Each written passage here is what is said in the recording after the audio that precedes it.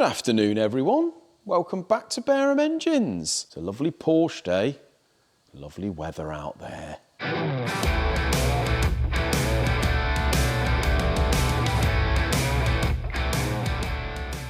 Been cracking on with the old Porsche 911. So this is a 2.2, 1970s. Can't remember the exact year. I've been plodding through the bits methodically. Thankfully, the owner has supplied us with this lovely printed out manual in order. Tells you absolutely everything. And believe it or not, I haven't really had to sort of resort to the manual too much at this stage. So as you can see, guys, I've been a bit busy today to get the camera out, but I'm well on the way with the bottom end. So you can see just the nature of these flat sixes, like any sort of flat, a little bit similar sort of thing to the Subarus, really. It's a flat four, the Subaru, whereas this is a six. The old Volkswagens were a flat four. And basically what you've got is two crankcase halves. Crank goes in the middle of those. The main bearings are all integrated in these crankcases. They do a face-to-face fit, so there's no gasket. We just use a sealer in there, and all the main bearings go in each half. Basically close up the crankcase, so the bearings are, these are your main bolts, and they're a through bolt. So you've got a nut to one side, and the bolt that goes all the way through the middle. The thing is with these, I really do actually quite enjoy doing these, but there is a sequence, and you do have to stick to pretty much the sequence to building them, otherwise you end up missing things and get yourself in a state. So the first thing you need to do is obviously get everything dead clean. So we blasted these, got all the oil galleries out and all that, all the plugs, and make sure it's very, very clean, because there's oil galleries everywhere, and obviously if you've got a bit of grit or a bit of dirt, you find that not just the grit you're blasted with, but they do cake up in there, so you get old oil, carbon, all build up, terrible mess. You need to get all these sort of plugs out. There's loads of sort of through holes and all this, and make sure it's very, very thoroughly cleaned, which we have done. Secondly, you need to make sure that you've got all the new seals and gaskets. So if we have a look over in this drawer, these are all my leftover seals, O-rings, gaskets and all that, and there is a lot of them, isn't there? A worrying amount, really. And everything is sort of got O-rings, seals or gaskets on all sorts, except for the crankcase halves. So first thing you do is you get one half of the crankcase and you load the crank into that. And that'll be the half that holds this shaft. You see that shaft in there? That runs on shell bearings, the same as the crank does. And what that does is it's driven this end by a cog, a helical cog that's driven off the crank, drives that. And then you've got this bar that goes through there, and that drives the oil pump. And this is your pickup for the oil pump. So the oil pump is like a scroll gear, and it sucks oil here. So this will be the bottom of the engine. We're sort of almost upside down here. This is the bottom of your engine where your pickup will go. And then it goes up through the oil pump. So the crank is driving that oil pump off that bar, sucks it up through. And then you've got in here, there's two big chunky O-rings that basically seal the oil pump to the crankcase, the oil ways, and they look exactly like these. You've got these two here, big old chunky things. They go in between the crankcases, and when you tighten them up, they squeeze them up and cause the seal there, so it doesn't suck air or anything like that when it's drawing up oil. And then you've got another one here which goes in the crankcase. And the reason we've got two left over here and one there is because they will go somewhere on here. This is the trouble with these things. Oh yeah, so you've got one up here and you've got two down there, okay? So these are all oil ways you find. And once you've got the crankcase together, obviously you've got to make sure you've got the chains on. So we've got one chain there and one chain here that drives the cams, which are in here. These are the cam carriers which go on the heads once they're on. And then we come to the barrels. So as you can see, I'm just finishing putting the barrels on. I've got one set on here. Now there is a specific routine to doing all this.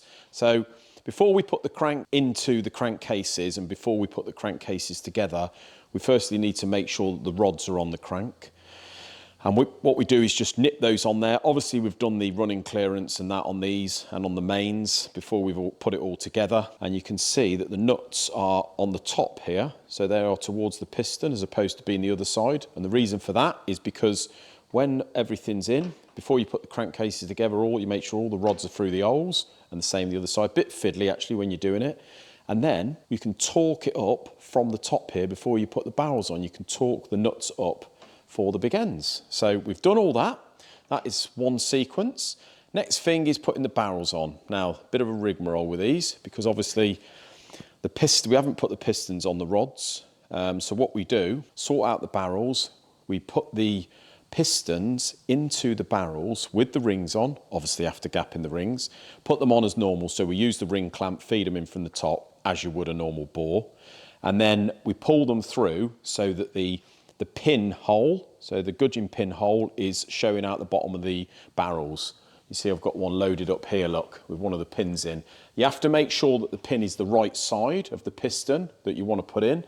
And the reason for that is because what I do is I load them up from the chain end first and put the pin in. So we put this barrel on, line it up with the gudgeon pin, you can see down there, and then what we do is feed the pin in, all the way in, making sure that we've got one circlip in one side, because you won't be able to get at that.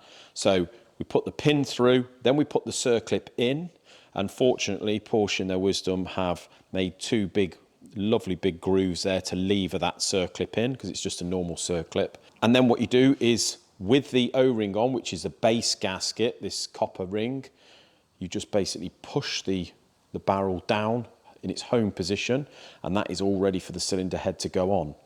Then we do the next one. You want to make sure that you're not doing the middle one last. You need to make sure that is second or first, because obviously if we put the two end ones on, we're not going to be able to put that pin in the middle. So like I say, there's a dead routine and a sequence to these, and if you don't get it right, you're just going to end up having to take it to bits again.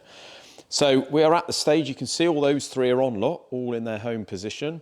Only thing is, when you turn you want to make sure that the rod, or the small end, the rod is on TDC, so the small end is up as far as it will go.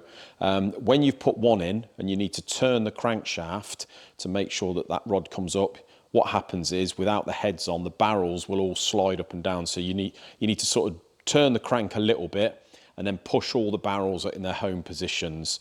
Otherwise, they're going to come out, and sort of the piston's going to want to go, probably damage that base gasket, the copper base gasket. So you just have to do it a bit at a time, keep putting all the barrels home until you get the rod up at TDC. So you can see this on the fifth one. So they're all numbered as well. See, this is number 2. So we've numbered them 1, because they're offset. You've got 1 here, then 2, then 3, then 4, then 5, then 6. Okay, so furthest forward is the 1 to the chain end.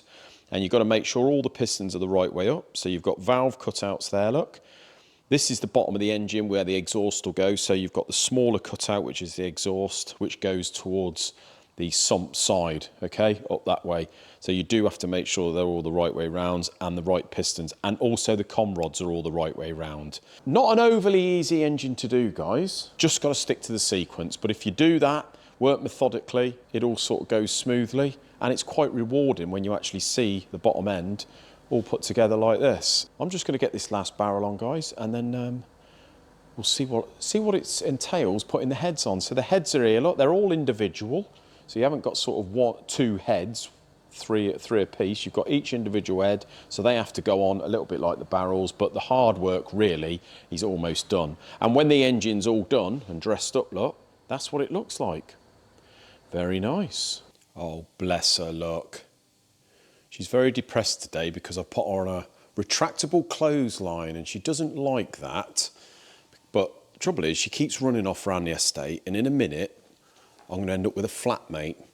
Right, so it is Wednesday now, and we are back on the Porsche, guys. We're going to run through that. Looking very nice as far as an air-cooled flat six can look. Nice. That is looking stunning, I think. But first of all, guys, the Cosworth here has all been paid for by the customer.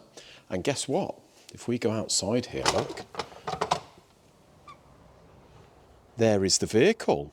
So this is going to be, is it the first time, apart from the MX-5, where you're going to witness us actually putting an engine in a vehicle that we've done the engine for and get it running with a bit of luck. So yeah, they've dropped that off this morning, guys. We're going to be fitting that lovely Cosworth engine into that. with a little bit of help from my friend Dan. Got to get the kit car out today. We're going to be putting it on our ramp, make use of that ramp.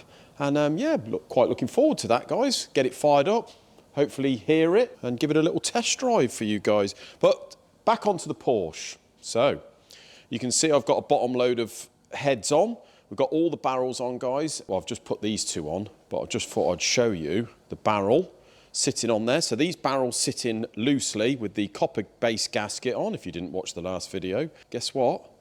These are pretty much the head gaskets. So it's just an O-ring with a spring on the inside there. And what you do is you fit it on the insert there and it sits proud.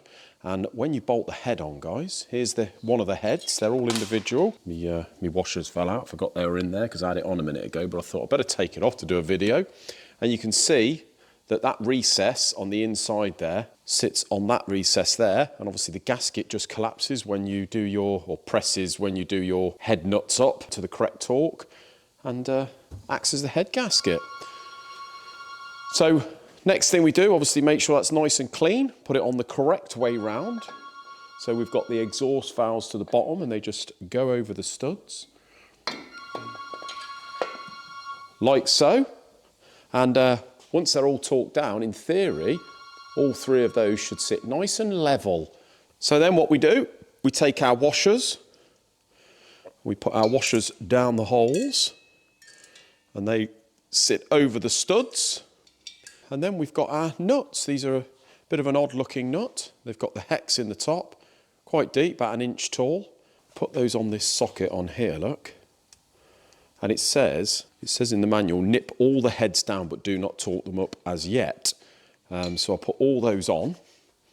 And then what we've got is a bunch of heat shields here. So these heat shields sit in between all the barrels, and I suspect that they protect it from the exhaust, which obviously sits at the base of the engine, I would have thought, and stops the cylinders from getting too hot. Probably channels some of the air around also. But now what I've got to do is fasten those heat shields with a clip that goes around the back, and I've just painted the clip.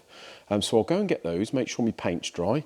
We'll put those on and I'll show you how they all fasten up. A little bit of a Heath Robinson setup, I do believe. But if it works, doesn't it?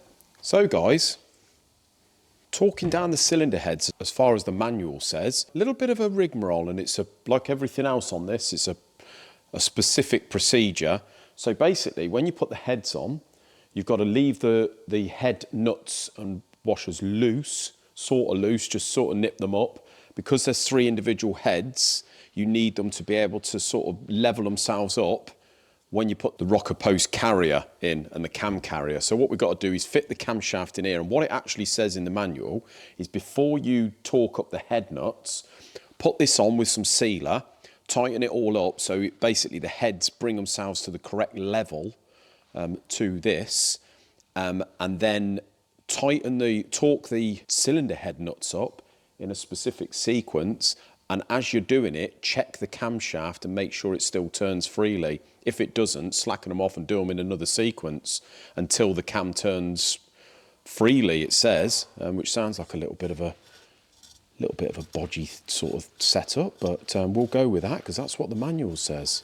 So we put our sealer on, guys, and I've put this on, tapped it home, so that is now sitting pretty much flat on all 3 of the cylinder heads. Now I'm going to put my nuts for the rocker carrier, sort them out and put them on. We nip those up just so it brings these 3 cylinder heads up flat against that, and then I can torque down the head. And once I've installed the cam, I need to check the cam, apparently, to make sure it turns freely in the sequence that I pull down the heads. It's an odd one, isn't it? But I think, guys, I'm going to do that, and I'm going to just end it for today, actually, and probably carry on with this in the next video. Thank you very much for watching. Until then, have a great evening. Cheers, guys.